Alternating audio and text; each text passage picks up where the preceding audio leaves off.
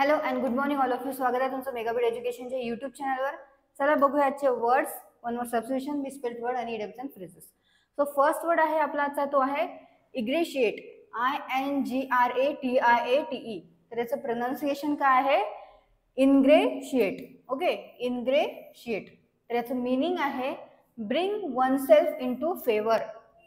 म्हणजेच काय करणे, तर मराठीमध्ये होतं त्याचा अर्थ खुशामत करणे किंवा कोणाला खुश करण्याचा प्रयत्न करणे.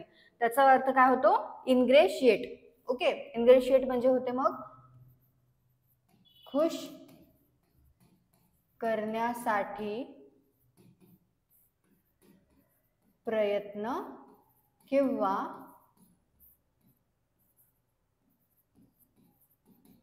खुशामत करणे म्हणजे काय होतं? इनग्रेशिएट. सिनोनिम्स काय आहेत त्याचे? याचे फ्लॅटर, चार्म, करी फेवर. आणि अँटोनिम्स आहेत एलिनेट, इस्ट्रेंज आणि डिस्प्लीज. ओके, सो सिनोनिम्स काय आहेत परत एकदा बघून घेऊया आपण इनग्रेशिएटचे. तर ते आहेत फ्लॅटर, चार्म, करी फेवर आणि अँटोनिम्स आहेत एलिनेट, इस्ट्रेंज आणि डिस्प्लीज. यूज कसा करण्यात आलेला आहे सेंटेन्समध्ये? So he tried to ingratiate himself with the boss. तर याचा अर्थ काय होतो या सेंटेन्सचा मराठीमध्ये? त्याने बॉसला खुश करण्याचा प्रयत्न केला किंवा त्याने बॉसची काय केली? खुशामत केली, असा सुद्धा अर्थ होतो. तर इनग्रेशिएट म्हणजे होते खुश करण्यासाठी प्रयत्न करणे किंवा खुशामत करणे. नेक्स्ट वर्ड आहे अनेमिकल. INIMICAL. काय प्रोनाउन्सिएशन आहे याचं? अनेमिकल. INIMICAL. मीनिंग आहे याचं tending to obstruct. Tending to obstruct म्हणजे काय आहे? तर हानिकारक. मराठीमध्ये काय होतं याचा अर्थ? हानिकारक किंवा अडथळा आणण्याची प्रवृत्ती. तर अनेमिकल याचं स्पेलिंग काय आहे? INIMICAL आणि प्रोनाउन्सिएशन आहे अनेमिकल. तर याचं मीनिंग आहे टेंडिंग टू ऑब्स्ट्रक्ट म्हणजेच काय? तर हानिकारक, अडथळा आणण्याची प्रवृत्ती. सिनोनिम्स आहेत त्याचे होस्टाईल, ॲडवर्स आणि हार्मफुल. आणि अँटोनिम्स आहेत फेवरेबल, बेनिफिशियल आणि हेल्पफुल. ओके, यूज काय आहे? यूज बघूया आपण सेंटेन्समध्ये कसा करण्यात आलेला आहे. Policies inimical to economic growth. तर याचा मराठीमध्ये अर्थ काय होतो सेंटेन्सचा? तर आर्थिक विकासाला घातक धोरण. तर इथे एनॅमिकल म्हणजे यूज करण्यात आलेला आहे याचं घातक म्हणून. ओके, सो आर्थिक विकासाला घातक धोरण असं या सेंटेन्सचा अर्थ होतो मराठीमध्ये. नेक्स्ट वर्ड आहे इनॉक्युअस. INNOCUOUS. प्रोनाउन्सिएशन आहे इनॉक्युअस. INNOCUOUS. मीनिंग आहे नॉट हार्मफुल ऑर ऑफेन्सिव्ह. म्हणजेच नॉट हार्मफुल म्हणजे काय आहे? तर हानिकारक नाही आहे. मराठीमध्ये काय होतो मग इनॉक्युअसचा अर्थ? निरुपद्रवी. ओके, निरुपद्रवी किंवा हानिकारक नाही.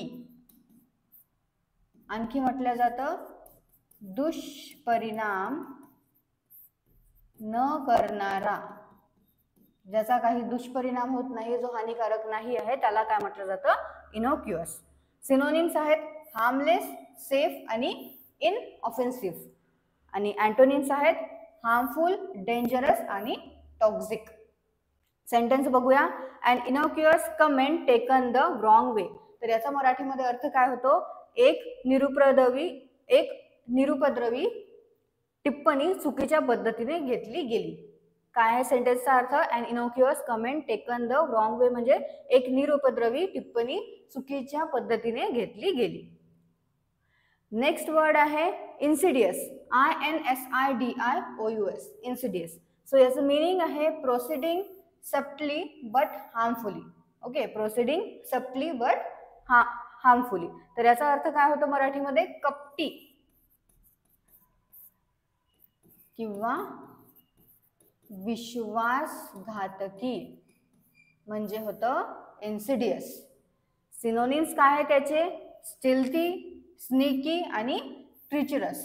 स्टिल्थी, स्नीकी आणि ट्रिचरस हे सिनोनिम्स आहेत इन्सिडियसचे. आणि अँटोनिम्स आहेत स्ट्रेट फॉरवर्ड, ऑनेस्ट आणि ओपन. सेंटेन्स बघूया काय आहे. An insidious form of discrimination. Discrimination म्हणजे होतं भेदभाव. तर याचा अर्थ काय आहे सेंटेन्सचा? भेदभावाचा एक कपटी प्रकार. सेंटेन्सचा अर्थ आहे भेदभावाचा एक कपटी प्रकार आणि अन इन्सिडियस फॉर्म ऑफ डिस्क्रिमिनेशन. आणि डिस्क्रिमिनेशन म्हणजे होते भेदभाव.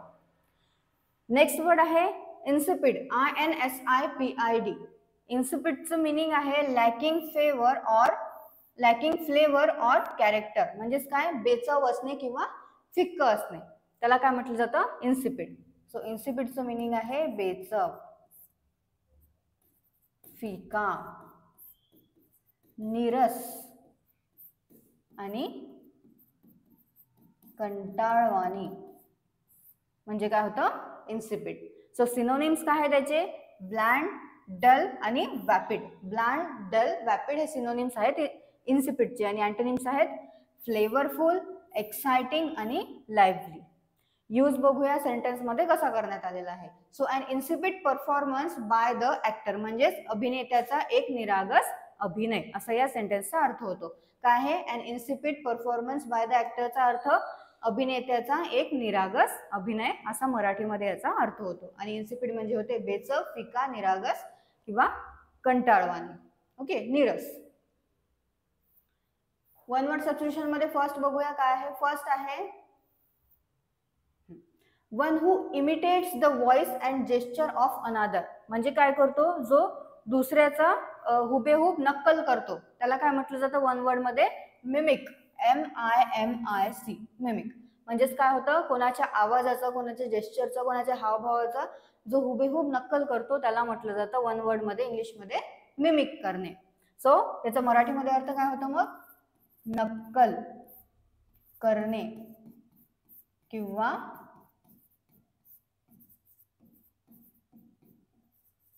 हुबेहूब करणे, म्हणजे काय होतं?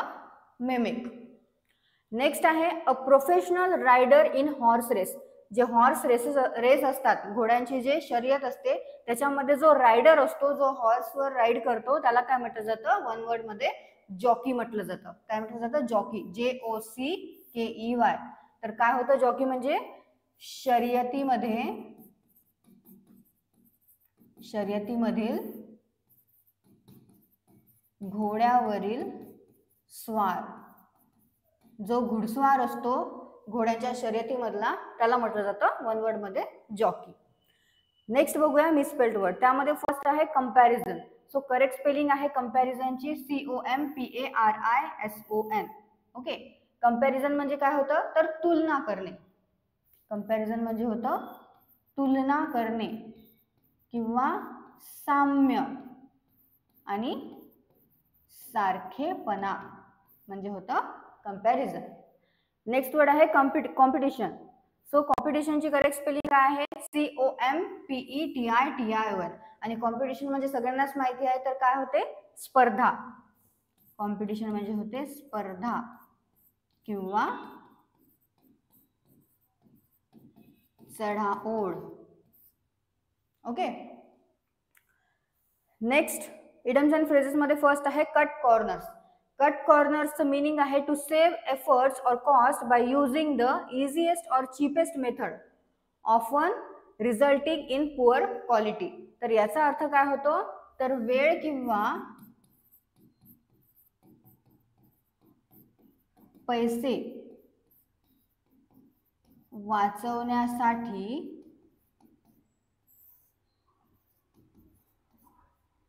काम व्यवस्थित न करणे किंवा काम चुकारपणा करणे, म्हणजे काय होतं? तर कट कॉर्नर्स. वेळ किंवा पैसा वाचवण्यासाठी काम व्यवस्थित न करणे किंवा काम चुकारपणा करणे, याला काय म्हटलं जातं? Cut corners. तर याचं एक्झाम्पल काय आहे? They cut corners while building the bridge and it collapse. म्हणजेच त्यांनी काय केलेलं आहे? ब्रिज बनवायच्या वेळेस कामचुकारपणा केलेला आहे, त्यामुळे काय झालेला आहे? ब्रिज जो आहे तो कोलॅप्स झालेला आहे, म्हणजे तो पडला आहे, असं या सेंटेन्सचा अर्थ होतो. नेक्स्ट आहे डेव्हिल्स ॲडव्होकेट. डेव्हिल्स ॲडव्होकेटचा अर्थ आहे a person who argues against a point to test its strength. म्हणजेच काय तर खोट्या बाजूने जो बोलणारा असतो त्याला म्हटलं जातं डेव्हिल्स ॲडव्होकेट. खोट्या बाजूने बोलणारा म्हणजे काय होतं डेव्हिल्स ॲडव्होकेट. ओके, सो हे आहेत आपले आजचे इडम्स अँड फ्रेजेस, वर्ड्स सबस्टिट्यूशन, जे पण मराठीचे मिनिंग्स आहे, सिनोनिम्स, अँटोनिम्स परत एकदा तुम्ही वाचून घ्या, नोट डाऊन करत चला, आणि जे वर्ड्स आहेत त्याचे सुद्धा तुम्ही सेंटेन्सेस स्वतःहून तयार करत चला. त्यामुळे तुम्हाला कळेल की कोणता वर्ड कोणत्या सेंटेन्समध्ये फिक्स होऊ शकतो, फिट होऊ शकतो. सो तुम्हाला सेशन आवडलं असेल, सेशनला लाईक करा, चॅनलला सबस्क्राईब करा, तुमच्या फ्रेंड्सला शेअर करा. All the best all of you and thank you.